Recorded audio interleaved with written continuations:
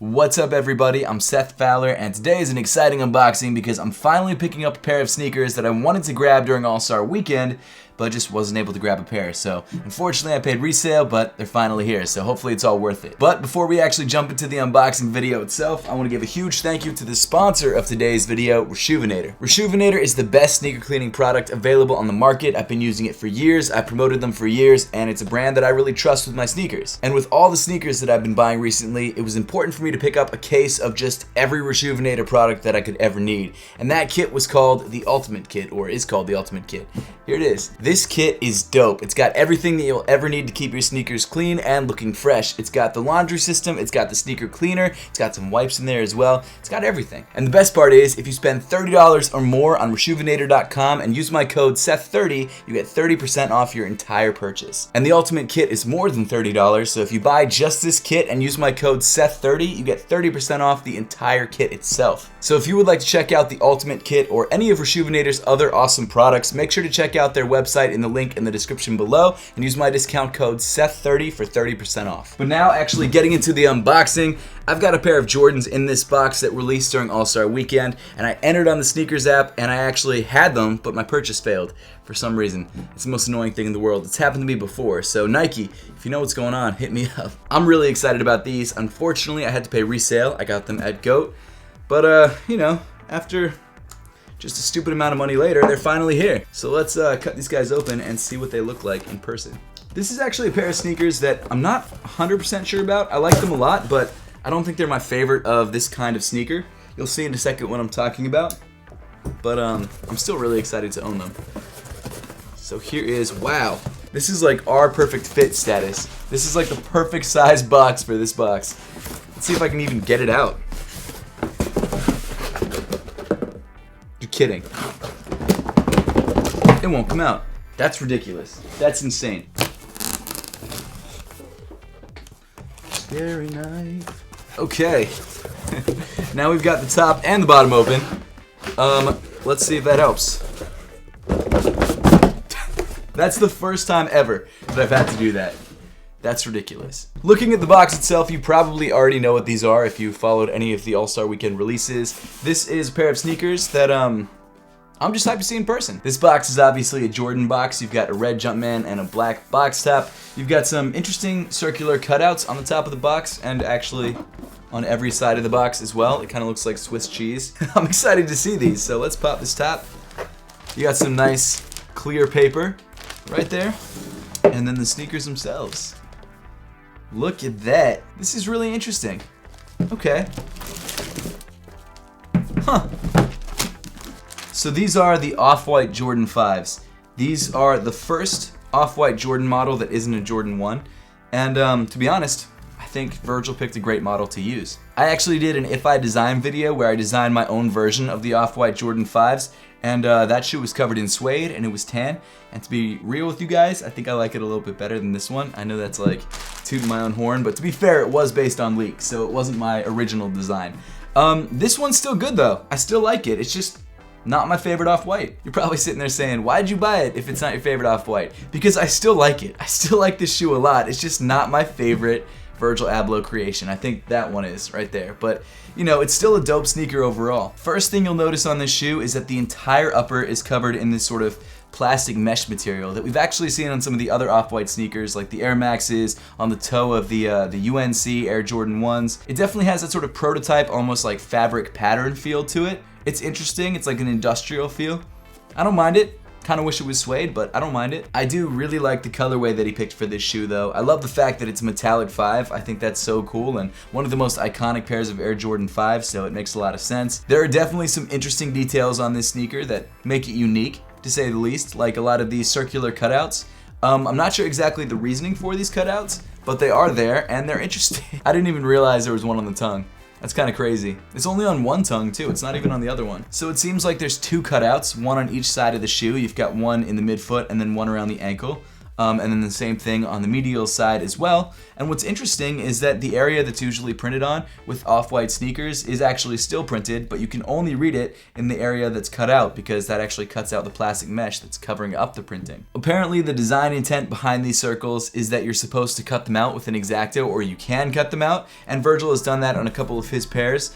I'm not sure exactly the reason for it. I know there is one, and I know it's not just some arbitrary thing, but it's not something that I'm planning to do to my pair of sneakers. I spent too much money on these to do that to them. One thing that I really love about these circular areas though is that they're translucent, so you can wear certain color pairs of socks and it really shows through the circles. Like I saw, whose video was it? Sean Go. I saw him wearing these with a pair of yellow socks and it looked dope because it matched the outsole. I thought that was a really great look. I've actually got a pair of red Stadium Goods socks that I'm gonna wear with these shoes as well. Hopefully that looks good. I'll wear that in the on feet portion of the video, but I do think that's a really cool detail and a really cool way of customizing the shoe without actually customizing it. Of course, weaving through the laces, you've got this black off-white zip tie. It's pretty much standard fare for off-white sneakers. I wouldn't have minded it being a different color, but black is totally fine. Kind of apathetic towards the zip tie. I'm never gonna wear it with my shoes. Let me know in the comment section down below if you wear your zip tie with off-whites. I think if you're Virgil Abloh or someone who's really into high fashion, maybe you can get away with it. But for us, like normal dudes, us normies,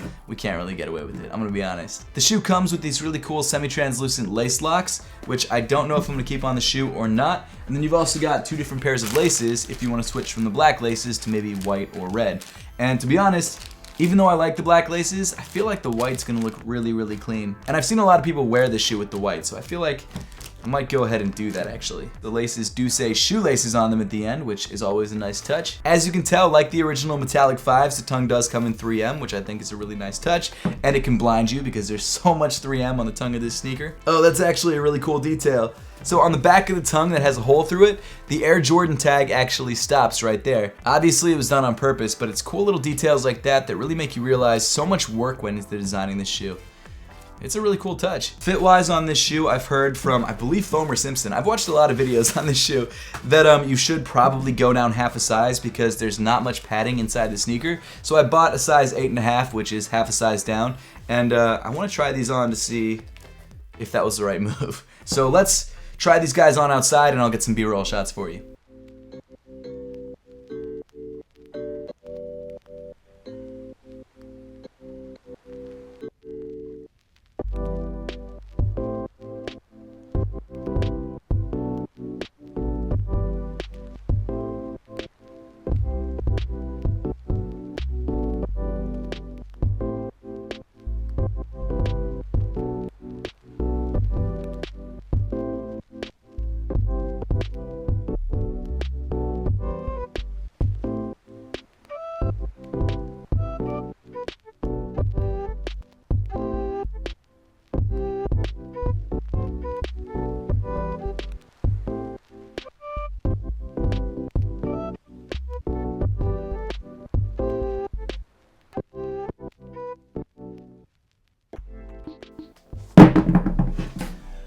Okay, so sizing wise, yes, going down half a size was the right move. They are definitely looser than a standard pair of Air Jordan 5s, probably because there isn't much padding around the ankle at all.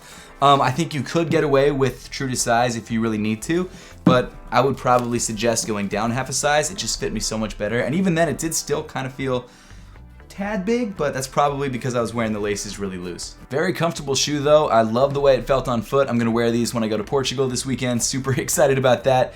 It's a dope sneaker. I mean, I really like it a lot. It's got the 23 underneath the plastic mesh right there, which I think is a cool touch. And of course the Nike Air on the heel, which again is under the plastic mesh.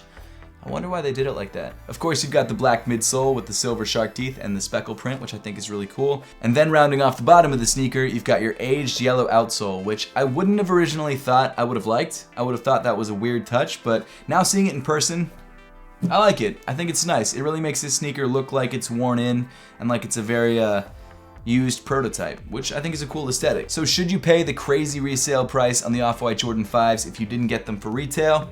Maybe, if you really want to. I don't think they're going to go down in price at all. I think they're going to start going up even more. They're at around $800 to $1,000 right now, and I feel like that's kind of the low end. So if you want to grab them, now is probably the time. That is still a huge amount of money, and if you don't really love the way this sneaker looks, it might not be worth it. Maybe pay rent instead or something like that. But that pretty much wraps up the unboxing for today. Now, I would love to know your thoughts on the Off-White Jordan 5s and whether you plan on grabbing a pair for yourself, or maybe if you did grab a pair for yourself, so let me know in the comment section down below. Huge thank you once again to Reshoevn8r for sponsoring today's video. If you would like to check out Reshoevn8r and any of their awesome sneaker cleaning products, make sure to click the link in the description below and use my code Seth30 for 30% off. And as always, thank you so much for watching. Make sure to subscribe if you haven't yet, and I'll see you all in the next one.